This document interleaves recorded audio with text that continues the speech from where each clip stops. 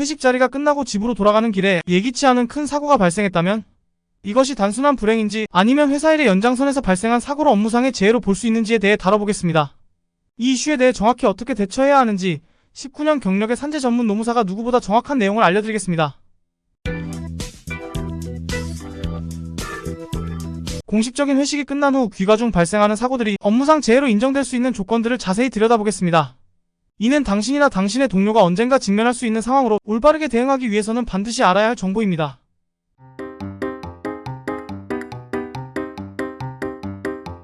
첫째, 회식의 공식성과 업무 연관성. 회식이 사업주의 지시에 의해 업무의 일환으로 개최된 경우, 그리고 그 회식이 업무와 직접적으로 연결되어 있을 때 사고는 업무상 재해로 간주될 가능성이 큽니다. 즉, 회식 개최를 사장이나 이사급이 알았는가, 결제를 법인카드로 하였는가 등의 재반 사실의 주장과 입증이 중요합니다. 두 번째, 사고 발생의 인과관계. 사고가 회식 중에 음주로 인해 발생했다면 이는 업무상 재해로 인정받을 수 있는 결정적인 요인입니다. 특히 회식 중 음주가 주된 사고 원인으로 밝혀질 경우 그 사고는 업무와 직결될 수 있습니다.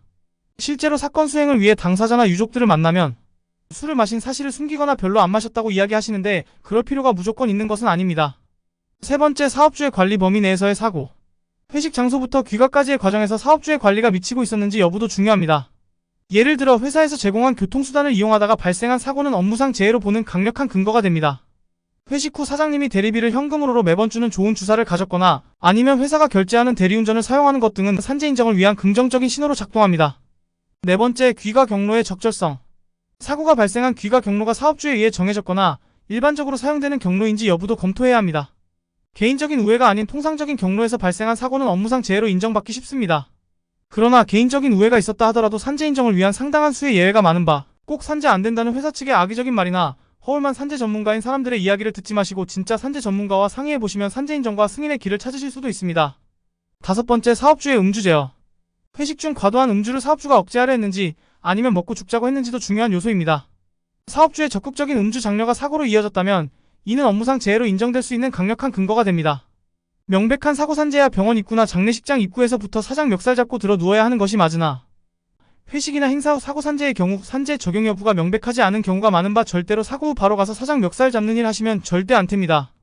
사장의 행동이나 도움에 따라 산재 적용이 되는 부분이 출퇴근 재해나 회식 후 사고 산재에서는 매우 많은 것이 현실입니다.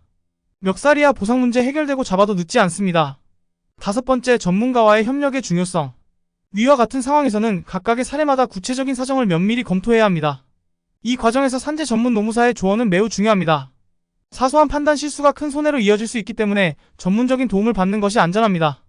회식 후 귀가 중 발생한 사고가 단순한 사고인지 아니면 업무상의 책임이 있는 재해인지 구분하는 것은 매우 복잡할 수 있습니다. 하지만 이제 여러분은 어떤 상황에서 업무상 재해로 인정될 수 있는지에 대한 기본적인 이해를 갖게 되었습니다. 만약 불행한 사고가 발생한다면 전문가의 조언을 구하여 권리를 적극적으로 보호받으세요. 여러분의 애정어린 구독과 좋아요로 보호를 받고 싶은 부산산재 노무사였습니다.